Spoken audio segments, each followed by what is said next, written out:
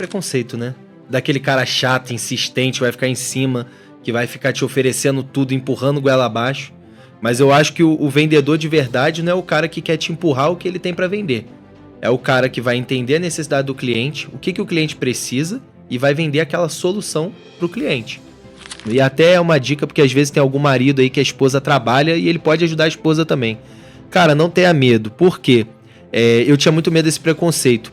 Quando as mulheres que a minha esposa atendia começaram a ver que eu era o marido dela e que eu tava ajudando ela, isso acabou fortalecendo ainda mais a nossa audiência, né, que é o nosso público. Elas falavam, pô, caramba, que legal, teu marido trabalha contigo, queria que meu marido me apoiasse também, e tal, e não sei o que, e isso foi me dando confiança. Quando isso foi me dando confiança, o que eu comecei a fazer? Eu falei, não tem por que eu ter essa bobeira na minha cabeça, né? De eu pegar, não vou falar porque a pessoa ali vai achar alguma coisa. Eu pegava e falava mesmo, assim, sou marido da Helena, trabalho fazendo isso, e começou a pegar, a galera começou a gostar, e eu comecei a me organizar. Me venda essa caneta. Essa é boa. Pra quem não entendeu o contexto, existe um filme que ele acabou de falar agora, que é o filme do Lobo de Wall Street, que é interpretado pelo Leonardo DiCaprio, que conta a história real do Jordan Belfort, né? E ele tem um preceito lá que venda ele é feita pela necessidade, que ele acabou de falar agora, pela necessidade do cliente. Então, ele fala, me vende essa caneta. E aí o cara fica falando da caneta, por exemplo, se fosse a caneca, né? Me vende essa caneca.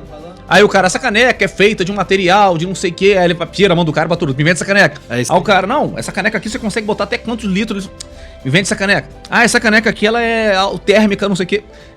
Moral da história, ele vai, pega pro amigo dele e fala, vende essa caneta aí. Aí o cara fala assim, eu tenho um cheque pra te dar de $1.000. Aí o cara, mas eu não tenho a caneta.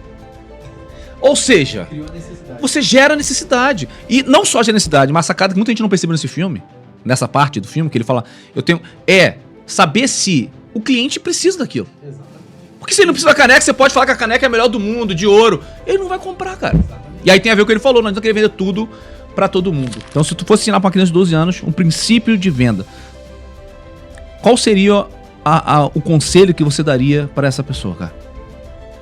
Olha, a primeira coisa que eu falaria pra pessoa que quer ter esse princípio, quer iniciar, Gostaria de agradecer aos nossos patrocinadores, Da Terra Hortifruti. Você que é de Teresópolis, não deixa de conferir o Da Terra Hortifruti. Hoje com deck para mais comodidade, para você que quer saborear um pastel excelente com caldo de cana.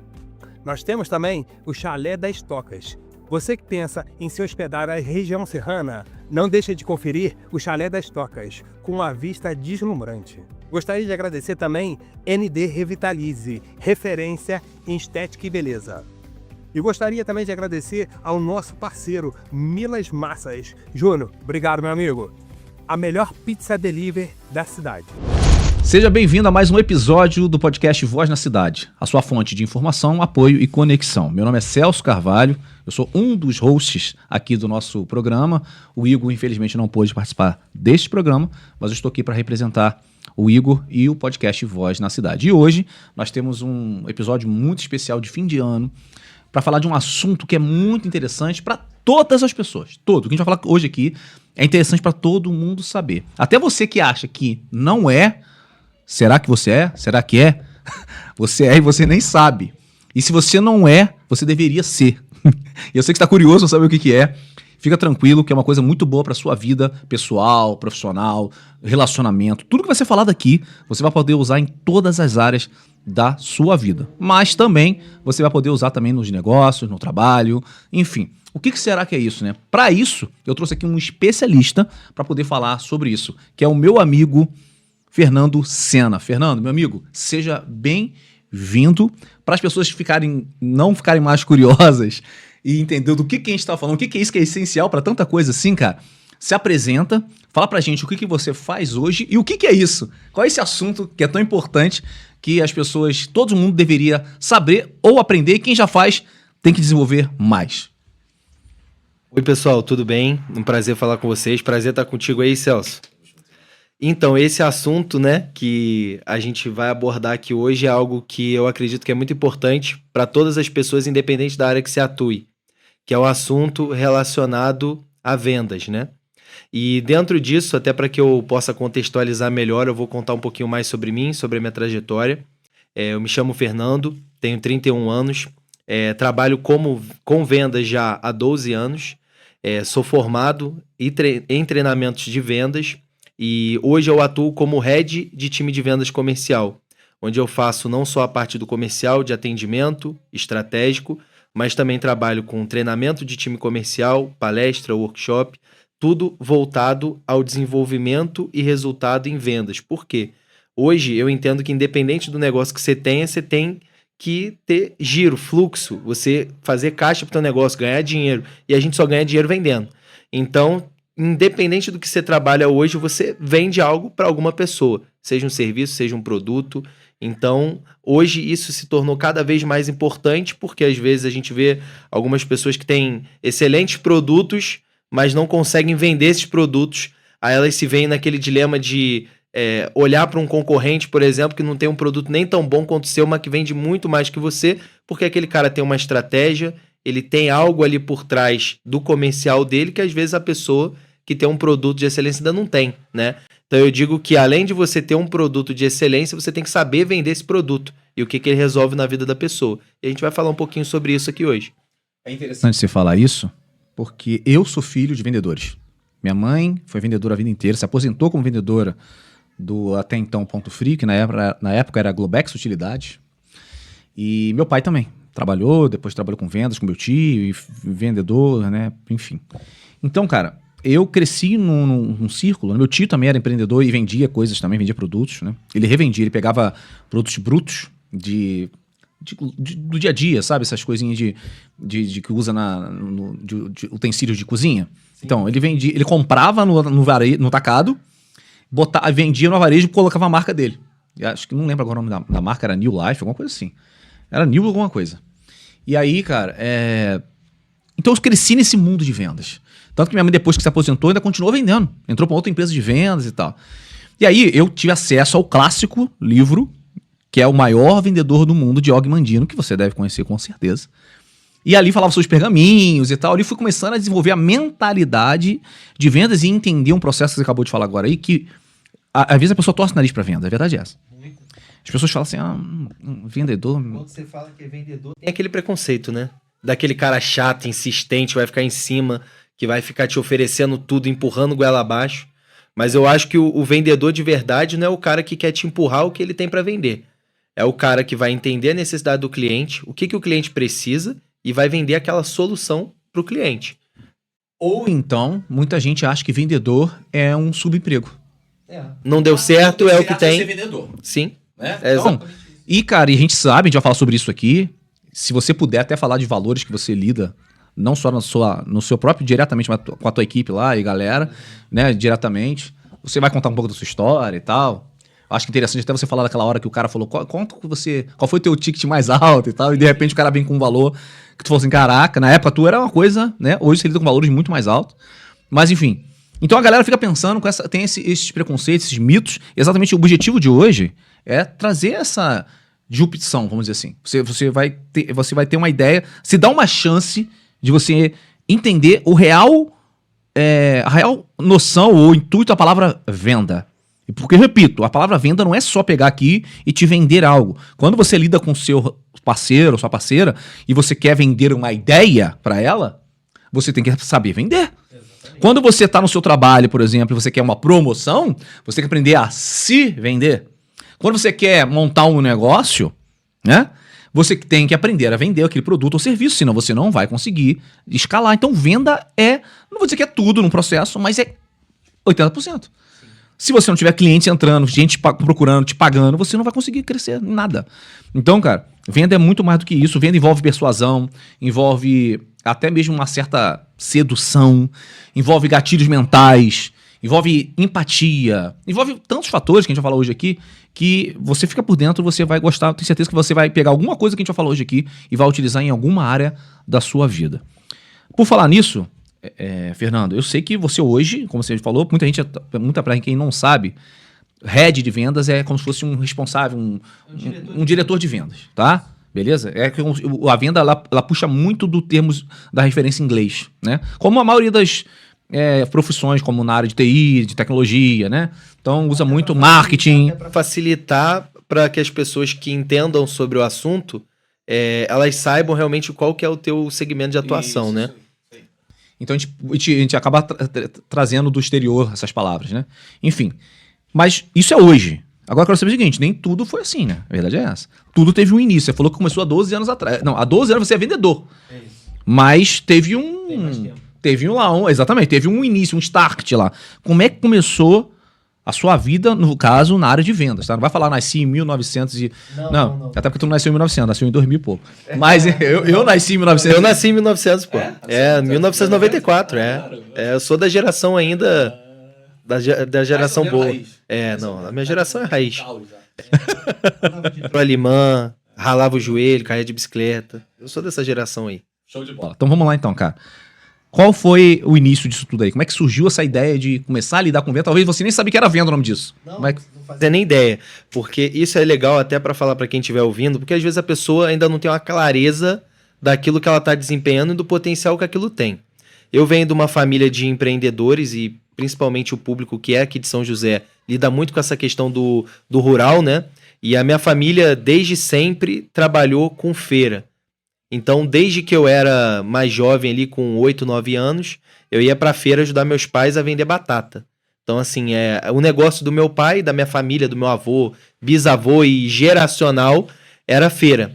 Então, a feira, ela já tinha uma raiz empreendedora e que estava ligada a vendas. A gente ia pra feira e tinha que vender batata para as pessoas que estavam ali. Eu, na época, odiava fazer isso. Eu era extremamente zoado na escola. O apelido era Batata, então assim, passei muito bullying. Era um negócio que eu vou te falar, foi tenso. Só que aquilo ali me moldou em muitas coisas, cara. Inconscientemente, eu não tinha nenhuma noção de nada na época e nem gostava de fazer aquilo ali.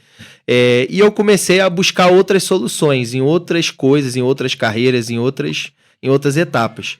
Dentro disso, como eu era muito insatisfeito naquilo que eu fazia, eu comecei a estudar e na minha cidade, que é Petrópolis, tinha uma empresa, que era a General Electric, e o meu sonho era trabalhar nessa empresa, cara, e não tinha nada a ver com vendas. Por que era o meu sonho trabalhar lá? Porque, assim, a gente tem uma mentalidade, às vezes, né, quando a gente não entende sobre o assunto, que o cara que está empreendendo, ele deu errado, ou então você acha que aquilo ali não é bom o suficiente para você, que não é para sua vida, e às vezes é por falta de entendimento, de clareza, não é nem porque aquilo não é bom de fato. E por ter uma mentalidade ali na época de, é seguro, é uma carteira assinada, tem um salário legal, eu acho que é isso que eu vou tentar fazer.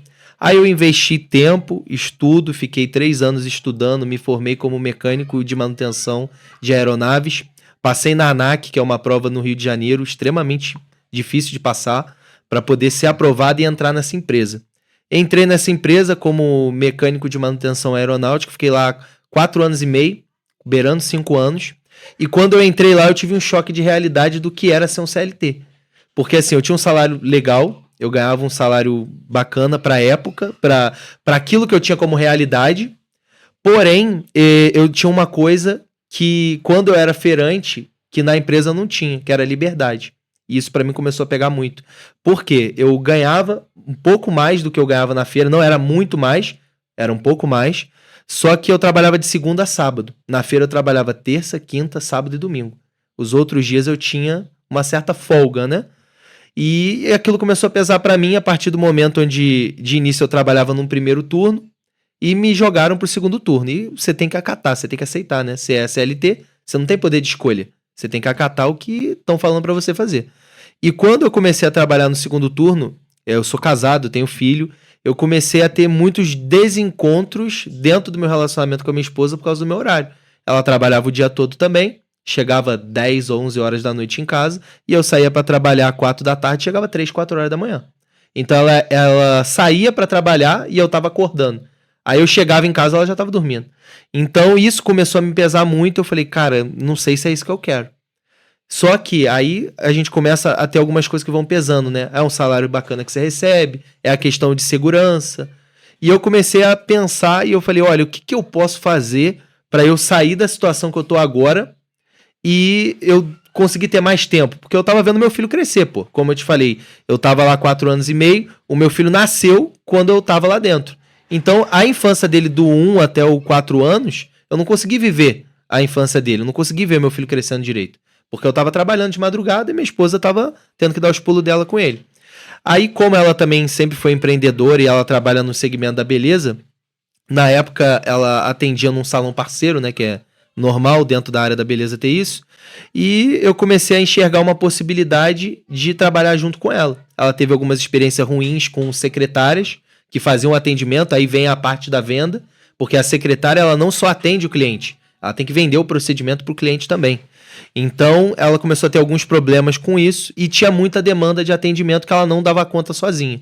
Aí, qual foi o meu planejamento? Eu falei, eu vou, de início, ajudar ela, né? Eu tinha, na época, muito medo de preconceito, porque eu sou homem. Na época, não era tão normal ter homem na área da beleza. Então, eu ficava pensando nem no que a cliente ia pensar, mas o que o marido da cliente ia achar se eu visse uma mensagem, um áudio de um outro homem para a esposa dele. Então, isso daí, de início, me deixou um pouco travado. Aí, na época, eu até fingia que era uma mulher de Fernanda. Eu falei, eu vou ser Fernanda. Botava um A no final, só alterava e não mandava áudio. Aí depois, o que foi acontecendo que foi me estimulando. E até é uma dica, porque às vezes tem algum marido aí que a esposa trabalha e ele pode ajudar a esposa também. Cara, não tenha medo. Por quê? Eu tinha muito medo desse preconceito. Quando as mulheres que a minha esposa atendia começaram a ver que eu era o marido dela e que eu estava ajudando ela, isso acabou fortalecendo ainda mais a nossa audiência, né, que é o nosso público. Elas falavam, pô, caramba, que legal, teu marido trabalha contigo, queria que meu marido me apoiasse também e tal, e não sei o quê. E isso foi me dando confiança. Quando isso foi me dando confiança, o que eu comecei a fazer? Eu falei, não tem por que eu ter essa bobeira na minha cabeça, né? De eu pegar, não vou falar porque a pessoa ali vai achar alguma coisa. Eu pegava e falava mesmo, assim, sou marido da Helena, trabalho fazendo isso, e começou a pegar, a galera começou a gostar, e eu comecei a me organizar. Eu falei assim, olha, agora no momento, só com o que você tem de faturamento, eu não posso largar a empresa e fazer a transição de uma hora para outra. Ia ser uma loucura se eu fizesse isso. Aí o que eu fiz? Eu falei, eu vou me organizar para que eu dê esse passo, porque eu enxergava uma possibilidade ali de, atuando junto com ela, a gente somar essas forças e crescer, e eu conseguir ganhar mais ou né, que eu ganhasse a mesma coisa, equivalente ao trabalho anterior que eu tinha. Então eu fiquei 6 meses me organizando, atuando igual o Julius ali com vários empregos, né? Trabalhando no meu emprego de noite, aí eu acordava cedo, ia pro salão e ajudava ela. Fiquei 6 meses nesse processo. Aí dentro desses 6 meses ali, eu fui me organizando, fui juntando uma grana, que eu falei, se der algum problema, eu tenho que ter um fundo de reserva que é importante. Então fui fazendo isso, na época eu tinha um carro também, eu falei, eu vou vender meu carro, porque como ela atendia no salão parceiro, eu falei, se você for e abrir um negócio para você, a gente consegue ter uma possibilidade de você ganhar um valor maior, porque lá ela pagava um valor fixo mais uma porcentagem para a dona do espaço. E assim, como eu, na época ainda não tinha essa organização, eu falei, vamos se organizar nesses 6 meses, então vamos juntar um dinheiro, tem um carro, pô, eu vou desfazer do meu carro agora, vou vender ele e a gente vai abrir um salão. Aí com o dinheiro do meu carro a gente abriu o primeiro salão, e eu fui me organizando durante esses 6 meses trabalhando com ela, como eu te falei, e no meu emprego. Até que chegou um momento que, como eu te falei, aí veio aquela questão da feira lá de trás. Como eu já tinha lidado com vendas, eu já tinha um certo feeling, mas eu não tinha molde técnico nenhum. Era vender na raça porque eu achava que era daquele jeito. Não tinha, isso aí. Sem aquele diamante sem estar lapidado. Era desse jeito, mas já vendia dessa maneira. Aí o que eu fiz? Eu peguei, como eu já tinha esse instinto de vendedor ali e tal, que já vinha de origem, né? Peguei, comecei a atuar ali e ajudar, e ela começou a subir o faturamento dela, até que chegou um momento que eu e ela trabalhando juntos já era equivalente ao que eu ganhava no meu trabalho e um pouco mais. E eu falei, olha, eu vou sair. Aí na hora de sair eu tentei fazer um acordo na empresa, não rolou, eles não quiseram fazer.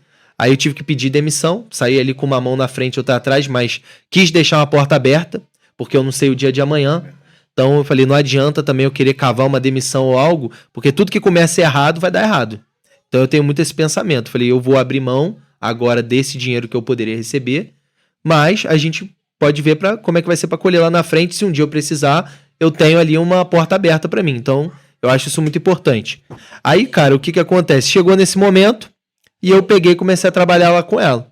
Então dali foi desenvolvendo os primeiros passos para eu chegar onde eu estou hoje com a parte de vendas. Então eu fui atuando dentro da área dela, atendendo de início para clientes. Aí ela começou a trabalhar com cursos Comecei a vender curso, formação dela também. E ali, quando eu comecei a vender os cursos, eu comecei a entender a necessidade de você saber a técnica por trás da venda. Qual que são as necessidades? A primeira coisa é você saber o que você está vendendo, né? Então, quando eu comecei a vender curso, formação, eu comecei a ver a necessidade de, eu tenho que saber o que o curso vai ensinar. Porque as pessoas me perguntavam coisas e tem algo que é muito importante para quem trabalha com vendas ou com qualquer área, que é você saber o que o seu cliente quer, cara. E você saber responder as perguntas do seu cliente. Porque você não vai vender o que você quer vender, você vai vender o que o seu cliente precisa. Às vezes seu cliente está procurando uma coisa, ele está procurando essa caneca e você está querendo vender outra coisa para ele que não tem nada a ver com o que ele quer. E eu comecei a enxergar isso porque eu sempre ouvi muitas pessoas. Eu sempre... Tem uma frase que eu gosto muito que é que o bom vendedor, ele é o cara que tem aquela escuta ativa, que ele sabe escutar o que o cliente está falando. Não é o cara que quer se prender na palavra dele e vender o que ele quer vender. Porque o grande mal é, eu tenho essa caneca, eu vou te vender essa caneca é linda, maravilhosa, ela não deixa seu café gelar e blá, blá, blá, blá. Às vezes seu cliente não quer isso. Às vezes ele só quer uma caneca bonitinha para colocar em cima da estante dele. Às vezes ele só quer uma caneca para ele tomar um café de manhã. Você tem que entender o que ele quer. Entendendo o que ele quer, você vai vender para ele exatamente o que ele precisa. E eu fui buscando conhecimento quando eu comecei a entender isso. Porque eu comecei a ouvir as pessoas, eu falei, olha, as pessoas estão fazendo perguntas para mim, que sou vendedor. Essas perguntas, elas têm similaridade ali, elas são parecidas. Às vezes as pessoas não se conhecem, mas faz a mesma pergunta para uma que faz para outra. E eu comecei a colher esses dados, na época eu nem tinha noção disso, e eu comecei a colher dado demográfico, que era o quê? Como que é o meu público? Que eu não sabia como era o meu público. Qual que é o nome da pessoa? Qual a idade? São homem, mulher? É mulher? Qual que é o seu principal interesse? Ela quer isso? Ela quer aquilo? Qual que é o principal problema que você tem? O seu principal problema é esse. Qual é a sua principal dúvida? E eu comecei a fazer esse levantamento de dados. Eu falei, tem muitas pessoas parecidas aqui. E as pessoas que não são parecidas não estão fechando. Então, com isso, eu comecei a ter uma clareza de quê? De segmentação de público. Que é algo que muita gente que trabalha com vendas não tem. Que a pessoa quer vender tudo para todo mundo. Só que quem quer vender tudo para todo mundo não vende. Por quê? Você tem que ter uma seleção de pessoas que você deseja vender teu produto. Aí eu vou usar um exemplo para você bem simples, que não é só sobre o produto que você está vendendo, mas é para quem você está vendendo. Se a gente pegar uma loja de vestuário aí, a gente pode pegar uma loja da Renner, que é uma loja que todo mundo conhece. Aí a gente pega uma loja um pouco mais alto ticket aí, que vende uma Zara da vida, que vende roupas medianas, de valores, e pega uma Louis Vuitton, que é uma loja de alto ticket. Todas essas lojas vendem produtos iguais. Você confere? Vende sapato, blazer, calça, camisa.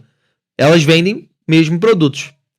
Só que esses produtos são vendidos para pessoas de públicos diferentes. Tem pessoas que vão pagar R$100 num tênis na Renner, tem pessoas que vão pagar 500 na Zara num tênis, e tem gente que vai pagar 50 mil num sapato na Louis Vuitton. É sobre o sapato que a gente está falando? Não é. É sobre a pessoa que está comprando o sapato. Porque tem gente que vai pagar 50 mil no sapato e vai achar barato.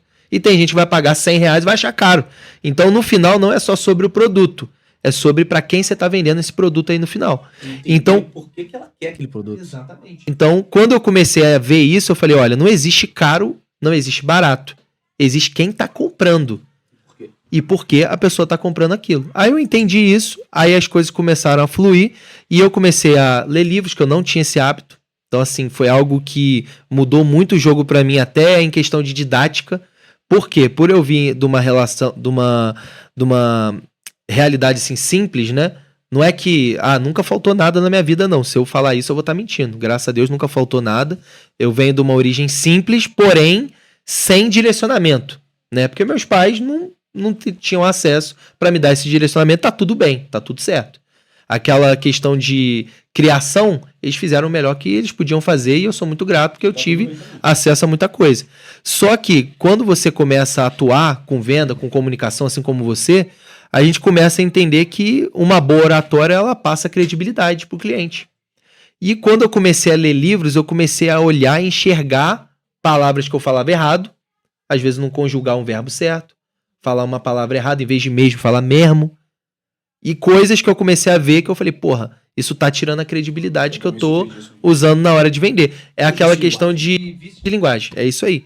E comecei a entender sobre isso e as coisas foram desenvolvendo. Sem querer interromper, mas já interrompendo, é só colocar um adendo que é importante para as pessoas que não sabem disso. Existe um estudo que comprova que quando você lê, por o fato de você estar lendo, você automaticamente aumenta o seu vocabulário. Então, a quantidade de palavras que você começa a usar para expressar a mesma coisa começa a aumentar. E tende também a perder esses vícios de linguagem. Exatamente. Só que outra coisa acontece, se você não tiver, não sei se aconteceu com você, se você não tiver equilíbrio, aí tu começa a usar também esses termos também no dia a dia, aí começa também a fazer com que as pessoas também não entendam você. Exatamente. Principalmente quem não tem esse tipo de visão e essa convivência, né, com esse conteúdo. Aí o cara começa a falar, não, porque estava eu a andar sob o sol da manhã e aí me charfurdei na lama. Aí a pessoa fala, caraca, aí não, velho. Entendeu? Não tem como, né? Mas você sabe o que foi uma grande chave pra mim? Que de início eu não tinha dinheiro pra investir em curso. Aí eu falei, cara, qual que é a melhor maneira de eu aprender sem eu ter que pagar tantos R$1.000 num curso ou numa formação ou numa faculdade barato? Aí eu falei, porra, um livro, cara. Só que eu não gostava de ler.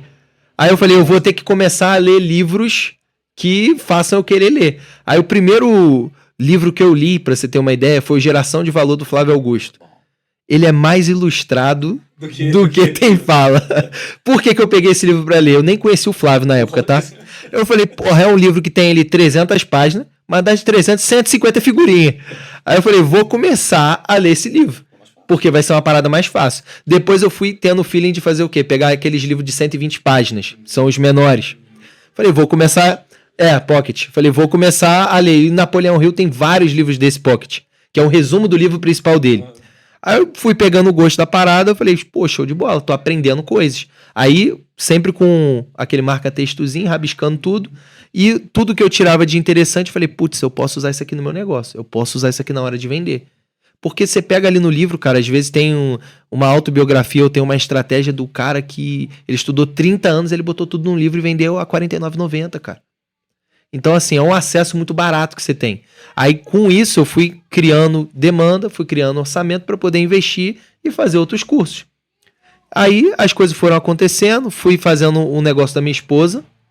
Hoje, a gente praticamente ele vive dessa questão de curso, palestra, workshop, mentorias. E com isso também, com os resultados que a gente foi tendo, eu fui... tendo acessos a outras pessoas. Porque quando você começa a ter resultados ali expressivos, outras pessoas começam a te ver também. E essas pessoas, elas começam a perguntar, pô, mas você ensina sobre isso? Você faz isso para outras pessoas também? Como que funciona? Aí, de acordo com isso, eu fui fechando outros negócios. O meu time comercial tá tendo resultado, então eu vou treinar seu time comercial também. Você tá querendo uma palestra pro seu evento? A gente vai lá, palestra pro seu evento também para falar de um tema. E você vai tendo acesso ali aquelas pessoas que estão te procurando por aquilo que você entrega. Então, assim, quando você faz algo e você entrega o seu melhor, é inevitável dar certo. O processo, ele demora. Quando a gente fala, assim, sobre algumas coisas e dentro disso, obviamente, tiveram momentos bons, momentos ruins, dificuldades, porque não é fácil. Porque quando você ouve alguém falando que é assim, assado, você acha que é só maravilha, né? Mas todo mundo tem problema também. Mas todo mundo tem problema também. Então, de acordo com isso, eu fui me conectando, fui conhecendo pessoas, fui tendo acessos. E com isso as coisas foram acontecendo, cara. Acho que um breve resumo aí desses 12 anos é isso. Bem resumido. Bem resumido, porque se eu fosse falar mesmo, ia dar 3 horas esse podcast aí. Cara, é incrível, porque a gente já tá no 29º episódio. Né? Olha só. Antigamente eu falava no episódio 29, eu já falo 29º episódio, isso mostra que você tá lendo. E nesses 29º episódio, né, nesses 29 episódios que já passou, a gente percebe um padrão, que é exatamente isso, cara.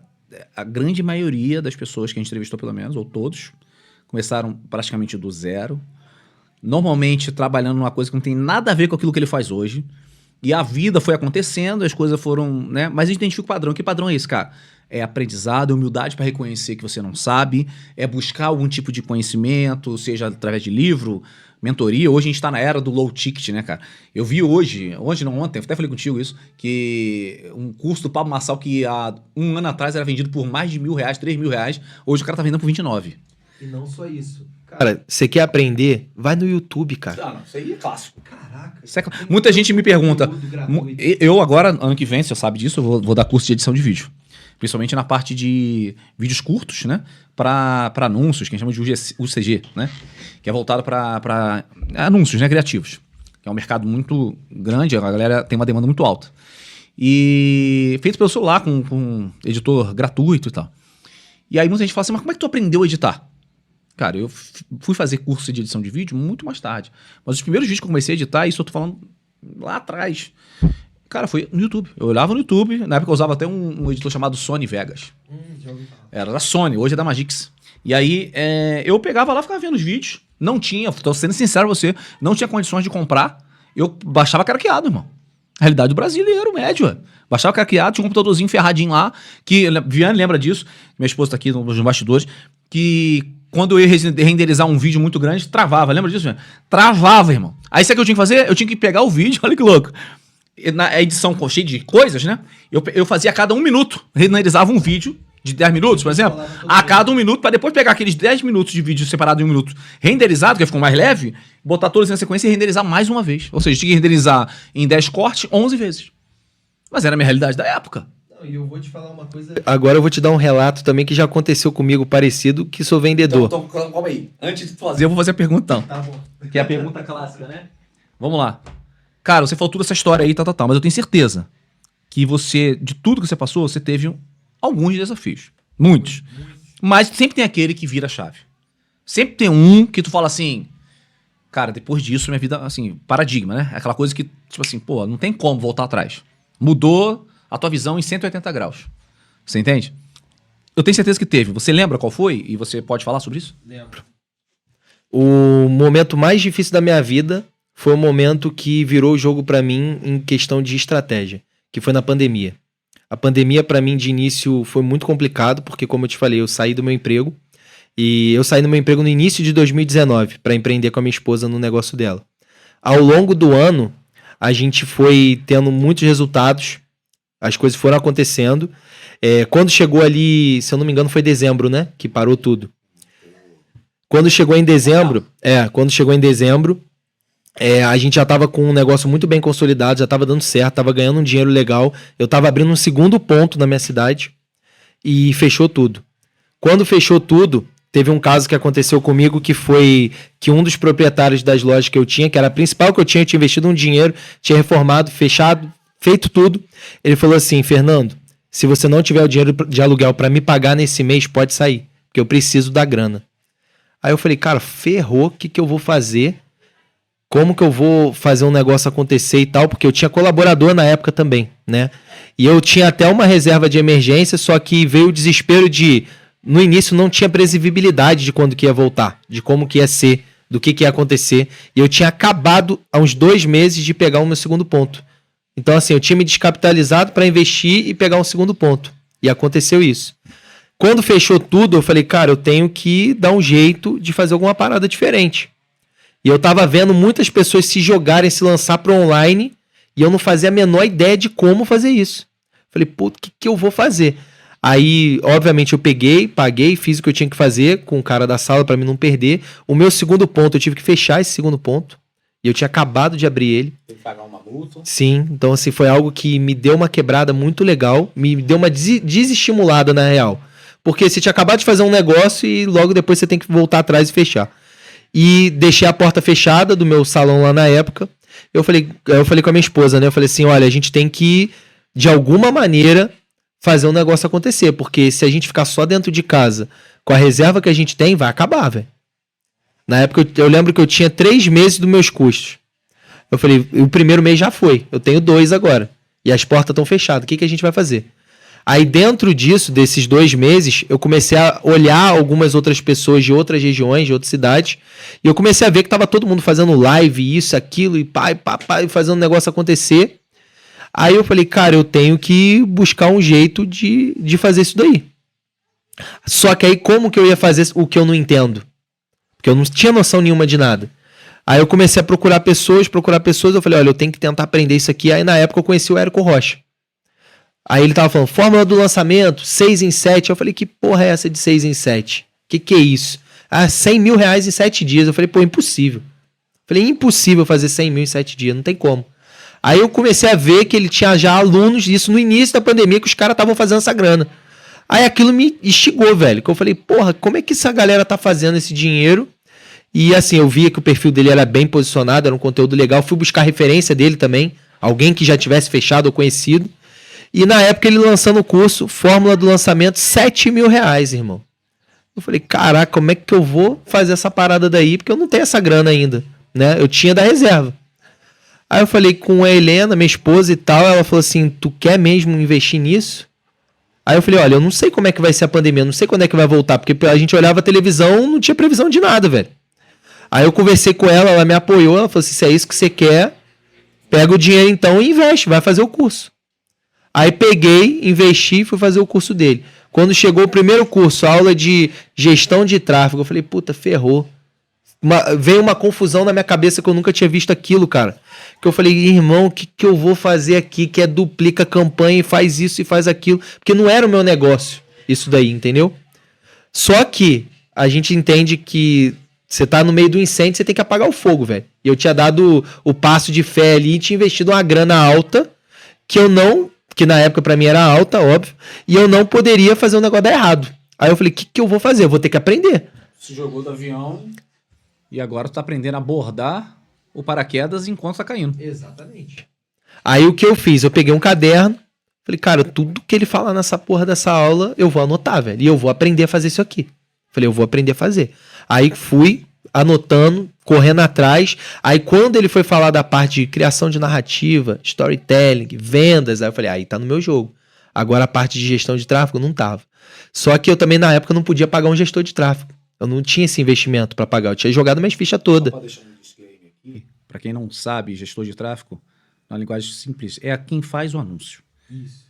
Não tô falando do impulsionar, não. Também é. Mas assim, é um cara que vai lá, ele abre uma conta para tu no Facebook lá, especializado na parte de anúncio, tem todas as métricas, e aí ele sabe o que tá convertendo, o que tá vendendo, o que não tá, por quê, qual o público, enfim, basicamente isso aí, só para você ficar ciente que talvez você não tenha noção.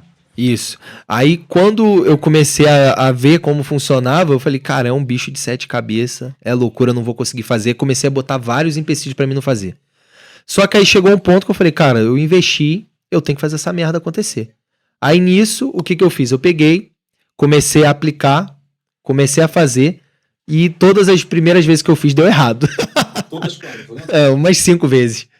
Então assim... Investiu 5 vezes em anúncio. Isso, e deu errado. Eu poderia ter desistido. Além dos 7 mil, fora o teu tempo, tu ainda botou mais dinheiro de tráfego. Isso, mas na época, assim, eu fiz o que dava, não tinha muito dinheiro sobrando. Então, a primeira vez eu lembro exatamente como foi. Eu tinha R$1.000 pra botar de anúncio, coloquei os R$1.000.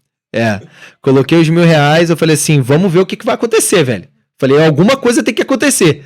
Botei os 1.000, e, irmão, não veio lead nenhum. Lead é os contatos, né, das pessoas. Não veio contato. Interesse em comprar o teu produto.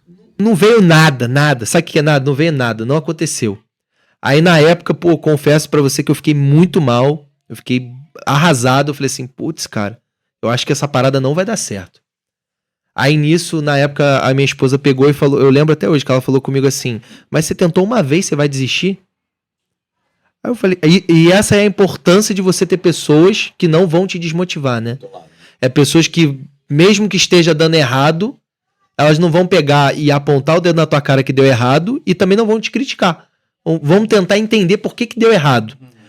Aí eu tentei entender... Desmotivar, igual ela fez. Ela talvez não entendeu, mas ela falou, tu vai desistir? Exatamente. Aí eu peguei e fiz a segunda vez. Aí na segunda vez eu apostei R$500. Apostou. Aí eu falei assim, vou colocar R$500. Cara, também deu errado. Já foi 8,500. Aí eu falei, puta merda. Falei, eu vou quebrar nesse negócio. Falei, se eu não fechar minha loja, eu vou quebrar. Só que aí... O Rocha ganhou. O Facebook ganhou. Isso. Aí eu lembro que eu fiz a terceira vez. Aí também foi com R$500 de novo. E isso com prazo de 15 dias, de uma pra outra, tá? Aí fiz a terceira vez. Aí na terceira vez eu fiz uma venda de R$500. Eu investi 500, eu empatei. 500. Aí quando chegou ali na quarta vez, eu falei, já que 500 voltou 500, eu vou botar 1.000. Vou tentar fazer voltar pelo menos os 1.000. Aí deu certo. 1.000. Aí nisso que eu investi em 1.000 e deu 1.000, eu falei assim, opa, peraí. Começando a entender. Tô começando a entender. Aí eu sou louco que eu sou, eu falei assim, eu vou botar 2.000 no próximo. Já que eu botei 1.000, voltou 1.000, vou ter mais 1.000, vou botar junto. Aí peguei lá da reservinha lá 1.000, casei com os 1.000 que eu ganhei e botei 2. Aí nisso que eu fui, não voltou nada.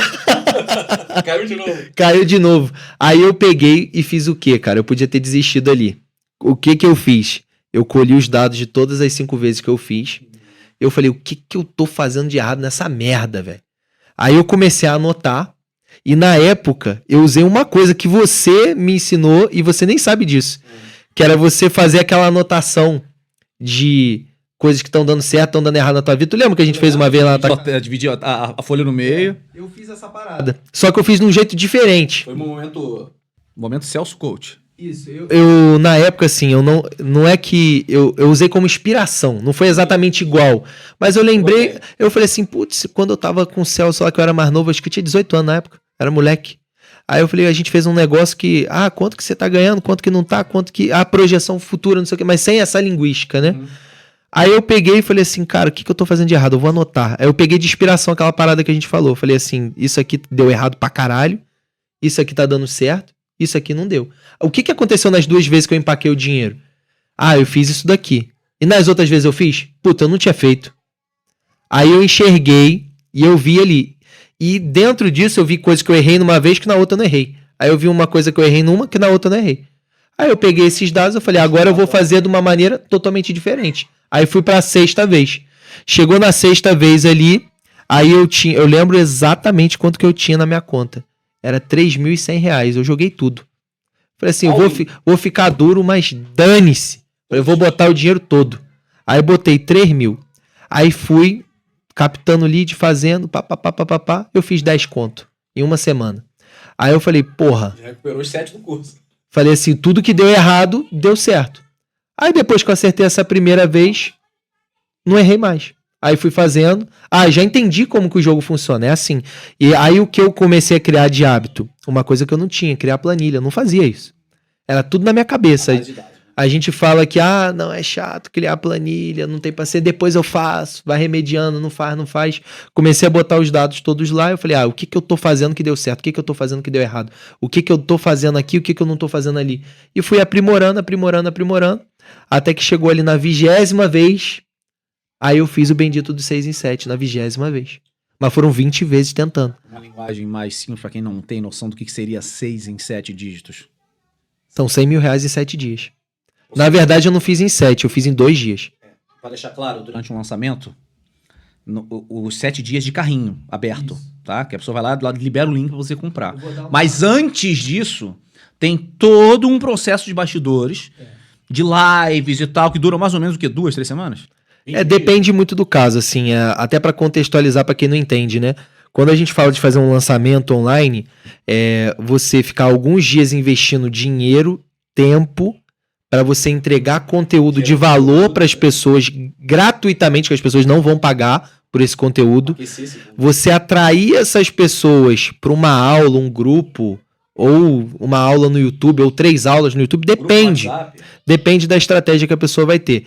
Para dentro dessas aulas, aí sim você vender algo para essas pessoas. Só que para essas pessoas comprarem de você, elas têm que se sentir seguras, porque muitas ali nunca nem te viram, nem te conhecem. Às vezes tem pessoas que te conhecem ali, mas tem gente nova chegando também. E aquele conteúdo ele tem que fazer sentido, porque senão você não consegue vender um volume alto se não fizer sentido. Então, basicamente, o lançamento é conscientização, para você conscientizar a importância da pessoa, daquele conteúdo que você vai entregar, para ela chegar na sua aula e falar, pô, o Celso ou o Fernando tem algo a agregar para mim. Aí nessa aula você agrega ainda mais para a pessoa e você fala, olha, aqui você teve um experimento, você experimentou uma parte. Se você quiser ir para o próximo nível, ou se você quiser um acompanhamento de uma maneira mais integral, aí você tem que tomar um passo, uma decisão, você investir um valor X para você poder tá conseguindo atingir esse resultado. Aí você vai ali, entrega um curso, uma formação, uma mentoria, o que você quiser para a pessoa. Então, basicamente é isso. Principalmente numa época em que o público ainda não era muito maduro nessa questão de curso online. Hoje em dia, tu fala com o todo mundo entende. Hotmart, todo mundo entende. Na época, tu tinha que estar explicando o que é, como é que acessa, vai pro e-mail, login. Só o que é isso, cara? Muita Ou gente então... tinha medo de golpe. Exato. Até hoje tem, mas assim, hoje as pessoas começam a entender melhor do que naquela época. Tinha que conscientizar a pessoa, tirar as objeções básicas de... Sim. É pra mim? Quantos dias de garantia? E tal, que hoje em dia não precisa mais. Se eu Hoje em dia. botar os dados do meu cartão, não vai ser clonado. Esse tipo de Puta, coisa assim. muito, muito, muito. Cara, muito bacana. Bom, vamos lá pra gente terminar esse podcast, cara. Pra quem quer iniciar na área de vendas, seja venda do seu produto, serviço, online, mentoria, curso, seja lá o que for. Vendas, quero começar em venda. Eu quero aprender mais sobre venda, eu quero aprender a negociar, eu quero aprender a entender melhor o outro, a entender melhor o meu público, o meu cliente, como é que eu posso atender ele melhor e oferecer mais produtos e serviços para ele, ou até mesmo conseguir indicação através dele, enfim, não importa. Base de venda, base. Pensa assim, você está ensinando para uma criança de 12 anos. Então, se tu fosse ensinar para uma criança de 12 anos um princípio de venda, qual seria o conselho que você daria para essa pessoa, cara? Olha, a primeira coisa que eu falaria para a pessoa que quer ter esse princípio, quer iniciar, ouça seu cliente, entenda o que seu cliente precisa e o que o seu cliente precisa tem que estar alinhado com o que você vai estar vendendo. E dentro disso, você vai criar a necessidade do cliente. Como que você faz isso praticamente, né? Você tem várias maneiras, tá? De entender o que o seu cliente quer. A mais simples é ouvindo. Então, assim, deixe seu cliente falar. Pergunta para ele por que é importante ele comprar esse produto ou esse serviço. E anota tudo. Salva essas informações. Dados como esse de interesse do cliente são coisas que permitem você vender também para outras pessoas. Porque as pessoas elas têm aquilo que a gente chama de dúvida em comum, né? Às vezes a dúvida de uma é a dúvida da outra. Então, às vezes, a necessidade de um é a necessidade do outro também. Então, o primeiro passo é você entender quem que é o seu cliente. O que seu cliente precisa. Entenda isso. Pega o produto que você tem ou o serviço que você entrega e entende quem precisa disso. Se coloca no lugar da pessoa também e fala, olha, se eu fosse um comprador, o que me chamaria atenção? O que eu gostaria de receber? E você anota essas informações, porque se a gente não anota, fica só solto na tua cabeça, você acaba não fazendo nada. Então você tem que ter isso solto na tua cabeça, você tem que ter essa visão, essa clareza sobre isso. De, o meu cliente é X, o meu cliente é Y. Então saber quem é o seu cliente. Sabendo quem é seu cliente, você consegue vender com mais facilidade para ele. Cara, e estudar. Porque estudar, assim, muita gente tem preconceito de, eu vou fazer um curso, vou ler um livro. A pessoa quer o resultado imediatista.